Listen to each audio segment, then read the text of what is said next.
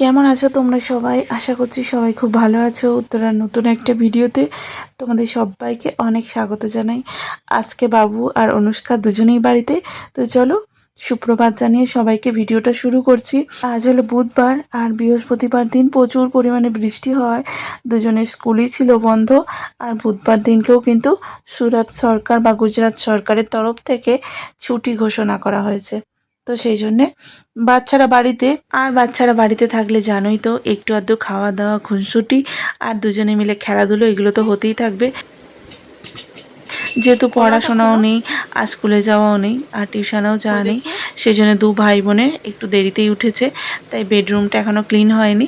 তো বাবু দেখো উঠেই কিন্তু এই যে থালা বাসন নিয়ে পড়েছে, আর এর মধ্যেই রেখেছে ও যত ওর ব্লগগুলো, তো সেগুলো নিয়ে খেলা করছে। এদিকে অনুষ্কা উঠে পড়েছে, তো ওকে বললাম একটু মুখ টুক ধুয়ে ফ্রেশ হয়ে নিতে। তো দেখো, বাচ্চারা কিন্তু বাড়িতে থাকলে ভীষণ পরিমাণে খুশিতে থাকে, আবার একটু আর দুই ভাই বোনে খুনসুটি হতেও থাকে। এদিকে অনুষ্কা উঠে পড়েছে, ফ্রেশ হয়ে চলে এসেছে। দু ভাই বোনে খেলা করুক, আমি ততক্ষণ কিছু একটা বানিয়ে দিই ওদের জন্য খাবার। এদিকে কি বলতো, সুরাটে এত পরিমাণে বৃষ্টি হয়েছে, প্রত্যেকটা জায়গা অনেক ক্ষয়ক্ষতি হয়েছে, অনেক কিছু পরিবর্তন হয়েছে। বৃষ্টির কারণে অনেক দোকানপত্র সব কিন্তু তাদের জিনিসপত্র সব অনেক খারাপ পরিমাণে অবস্থায় পৌঁছিয়ে গেছে। বাইরেটা আজকে একটু হালকা রৌদ্র মতন আছে, তবে রৌদ্র ওঠেনি, মিডিয়াম আর কি আছে। আজকে আমি করছিলাম, যেহেতু স্কুলে যে নিয়ে যাওয়া নেই, দিতে যাওয়া নেই, তাই জন্যে আমি একটু ক্লিন করে নিচ্ছিলাম আমার কিচেনটা। পুরো সব জিনিস সরিয়ে ক্লিন করা হয়ে গেছে, আর বাকি সব জিনিস এবার জায়গা মতো রেখে দিলেই হবে। জায়গা মতো রেখে দেওয়ার আগে আমি ভাবলাম কিছু একটা বানিয়ে নিই, আর বানিয়ে নেওয়ার পরে ওগুলো সব জায়গা মতো জায়গায় রেখে দেবো।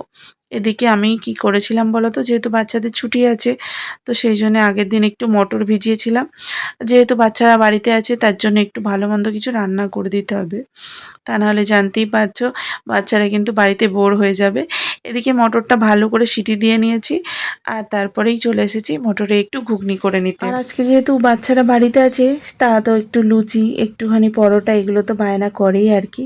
আমার কাছে তো করেই, দুজন যেহেতু আছে, একজন বললে আর একজন বলবেই। এদিকে আমি দিয়ে দিলাম কড়াইয়ের মধ্যে একটু সর্ষের তেল, তার মধ্যে দিয়ে দিলাম 5 ফোড়ন, তারপরে দিয়ে দিলাম তেজপাতা, এরপরে পেঁয়াজটা দিয়ে হালকা করে ভেজে নিচ্ছি।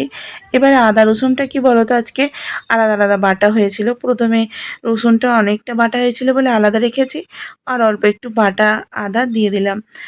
আদা বাটাটা একটু সামান্যই ছিল, তো পরপর করে এই দুটো দিয়ে ভালো করে মিশিয়ে নিয়ে অল্প একটু ধনের গুঁড়ো, জিরের গুঁড়ো এগুলো দিলাম। আমি অতটাও ধনে গুঁড়ো বা জিরে গুঁড়ো এগুলো ইউজ করি না ঘুগনিতে, তবে আজকে কি জানি মনটা হলো যে একটু দিই, তো সেই জন্য দিলাম।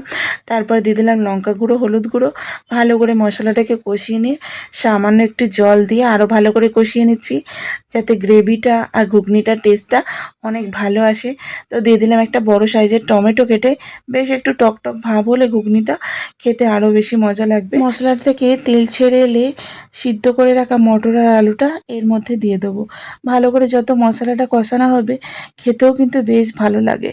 আর ঘুগনিটা আমি সামান্য জল দিচ্ছি, আর পরে একটু জল দিয়ে একটু মাখো মাখো টাইপের করবো আর কি।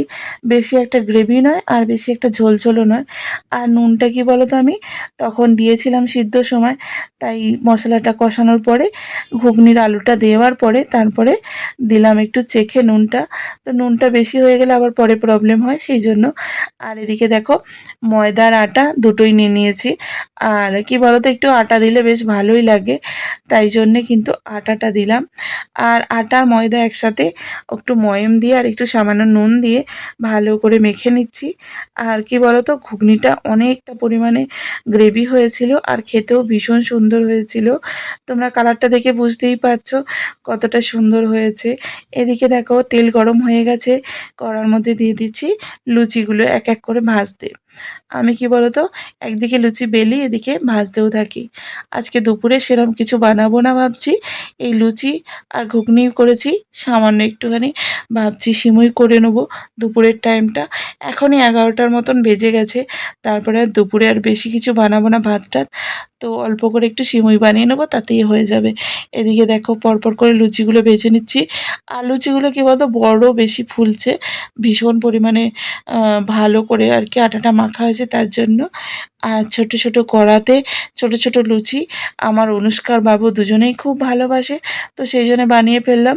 আর তোমরাও বর্ষার মরশুমে কিন্তু নিজেদের বাড়িতে এইভাবে করে রান্না করে খাও আর অপরকেও খাও।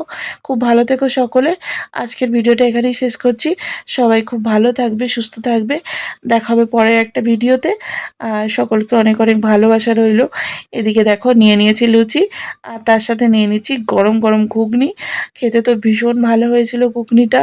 আর তোমরা এই প্রসেসে একবার বানিয়ে দেখো, খুব ভালো লাগবে। আর চলো তাহলে ভিডিওটা আজকে এখানেই শেষ করছি।